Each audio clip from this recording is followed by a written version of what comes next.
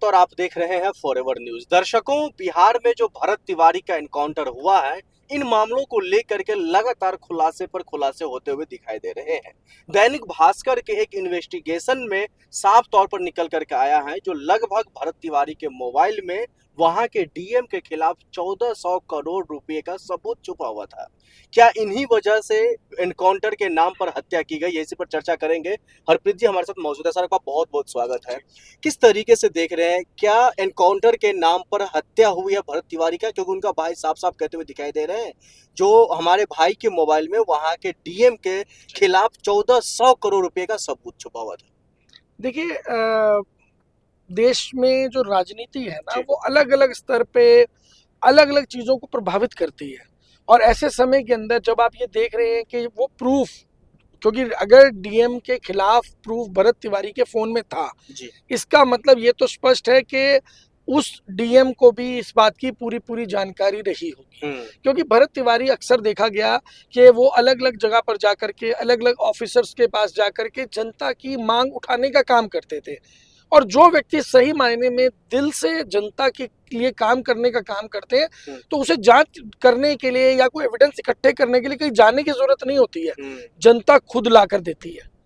हमारे देश में जो लोग डीएम के साथ काम कर रहे होंगे या जो लोग, जिन लोगों को मालूम होगा कि डीएम गलत काम कर रहे हैं, जनता के हित में काम ना करके, क्योंकि जिस तरीके से उनके गांव में हर साल बाढ़ आती थी, जिस तरीके से उनका एरिया बहुत ज़्यादा पिछड़ा हुआ था, इससे वैसे भी कहीं ना कहीं अंदेशा लगता है कि ऐसा तो कहीं भी नहीं है कि पूरे देश के अंदर किसी डीएम के पास डेवलपमेंट फंड ना आ रहा हो।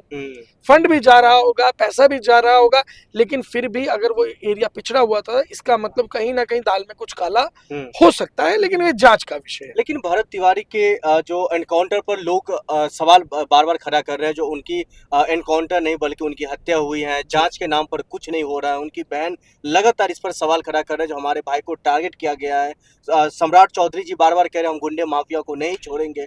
क्या ये मतलब? देखिए, जैसा कि आपको ऑलरेडी मालूम है कि हम लोग देश के शहीदों के लिए काम करते हैं।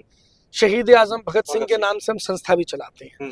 देश के वीर सपूत जिन्होंने देश के लिए जान दी, चाहे वो सेना में हो या वो किसी भी तरीके से देश के लिए अगर वो समर्पित है, तो हम उनके लिए काम करते हैं। आज जब हम इन चीजों को सुन रहे हैं ना कि उनकी हत्या की गई है, वाकई में सही मायने में आप मानिए कि जब मैं ये बात बोलूंगा तो व्यूअर्स को भी, उनके भी दिल में इस बात की पीड़ा होगी कि एक देशभक्त व्यक्ति को मारना केवल एकमात्र विकल्प बन चुका है हमारे देश के अंदर, और देशभक्तों के लिए जगह ही नहीं छोड़ी गई है। क्योंकि इसका कारण क्या है? वो लोग जो चुप करके घर में बैठे हैं। क्योंकि अगर आप रोड पर उसके साथ नहीं उतर सकते ना, कम से कम समर्थन करिए। समर्थन कैसे करिए? आप उसकी वीडियो पे कमेंट करिए, शेयर करिए। आज भरत तिवारी के भाई जो इस लड़ाई को लड़ रहे हैं कि हत्या हुई, आप ये मानकर चलिए कि आज भी अगर लोग साथ नहीं देंगे ना, तो ये मामला दबाकर खत्म कर दिया जाएगा। और कोई बड़ी बात नहीं है, भरत तिवारी के भाई को भी मार दिया जाए। ऐसे कितने सारे केस मौजूदा सरकार में रहे हैं।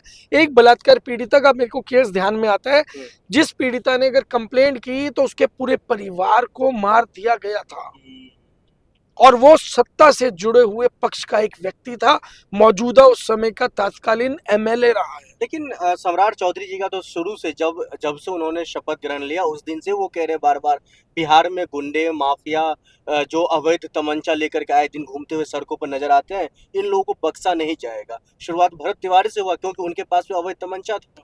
देखिए, अवैध तमंचा लेकर के अगर कोई घूम रहा है और उसने सरेंडर भी कर दिया, ये तो वो देश है जहां पर अगर कोई आतंकवादी, कोई भी अगर ऐसा जिसे कहें कि नक्सली भी अगर कोई हथियार का समर्पण करता है, तो उसे सम्मान राशि भी दी जाती है, उसे नौकरी भी दी जाती है। लेकिन यहाँ समस्या ये नहीं था कि वो तमंचा अवैध था। समस्या ये थी कि उस व्यक्ति ने देश की आम जनता की आवाज उठाने की हिमाकत की। वो काम जिसकी ठेकेदारी देश के नेताओं ने ले रखी है, चाहे जनता के सिर पर पैर रख के उसे कुचल दें, लेकिन कोई और व्यक्ति आवाज नहीं उठाएगा। आवाज उठाने की जहाँ तक जिक्र है, हम लोग दिल्ली में मौजूद हैं। दिल्ली के जंतर मंतर यहाँ से महज ज्यादा दूर है नहीं जी, 100 से 150 मीटर की दूरी पर है। और यहाँ पर कॉकरोच जनता पार्टी अभिजीत दीप के पिछले लगभग 10 दिनों से संघर्ष कर रहे हैं, और पिछले 2 दिनों से यहाँ पर भूख हड़ताल पर सोनम वांगचुक जी बैठे हुए। क्या लग रहा है, इसका निष्कर्ष क्या निकलेगा? देखिए, निष्कर्ष तो अक्सर मैं एक चीज बताता हूँ, अब दोबारा रिपीट करता हूँ मैं, इसका कोई निष्कर्ष इमीडिएटली नहीं निकलने वाला। अगर मैं कहता हूँ शिक्षा मंत्री रिजाइन भी कर देंगे तो भी कोई समाधान नहीं निकलने वाला। देश की वित्तीय स्थिति खराब है, देश की विदेश नीति खराब है, देश की किसानों के प्रति जो नीति है वो खराब है, देश की जो ट्रांसपोर्ट की नीति है वो खराब है। अभी देखिए ना, पेट्रोल में 100 रुपए लीटर में आपको आधा पेट्रोल और आधा पानी बेचा जा रहा है। मिलावट का नाम लिया जाता था भाई, मिलावट करके मिट्टी का तेल डाल के पेट्रोल पंप वाले बेचा करते थे, कि मिलावट का नाम लिया जाता था। आज पानी मिला के बेचा जा रहा है यार। लोगों की गाड़ियां खराब हो रही हैं, लाइव एग्जांपल है, बाइक खराब हो रही है, गाड़ियां खराब हो रही हैं। बीएमडब्ल्यू के सीईओ ने, बीएमडब्ल्यू कंपनी के सीईओ, इंडिया के सीईओ ने ये बोला कि अगर ये E30 के साथ में भी अगर फ्यूल मिलता है हमारी गाड़ी पूरी तरह फेल हो जाएगी। इंश्योरेंस कंपनीज, टॉप लेवल जो मैनेजमेंट है, टॉप कंपनीज जो इंडिया की है, वो ये कह रही है कि अगर एथेनॉल की वजह से कोई गाड़ी खराब होती है तो हम क्लेम नहीं देंगे, सर्वाइव नहीं कर पाएंगे। हमारे मंत्री को क्या चाहिए? हमारे मंत्री को चाहिए मेरे बेटे का घर भरा जा रहा है ना, बस। तो क्या यही वजह है जो कॉकरोच जनता पार्टी अब सिर्फ एक मुद्दों पर नहीं है धर्मेंद्र प्रधान, बल्कि वो तमाम उन मुद्दों को वो पकड़ने की कोशिश करे जो देश के लिए है? देखिए, मैंने क्या बोला, अभी टेम्परेरी रिलीफ नहीं मिल पाएगा। उसका रीजन पता है क्या है? अगर आपको टेम्परेरी रिलीफ चाहिए ना, तो अभी जैसे कल महाराष्ट्र के अंदर टीजीटी का पेपर लीक हुआ है, उन टीचर्स को भी आना पड़ेगा। जिन लोगों की गाड़ियों में पेट्रोल बोलकर पानी बेचा जा रहा है, उन लोगों को भी आना पड़ेगा। जिन किसानों को फसल नहीं मिल रही, फसल का पैसा नहीं मिल पा रहा, फसलें डूब जा रही है, फसल बीमा का मुआवजा नहीं मिल रहा, उन किसानों को भी आना पड़ेगा। सबको आना पड़ेगा ना। लेकिन सब अपने घर में बैठे हैं कि मेरे घर में आग थोड़ी ना लगी है।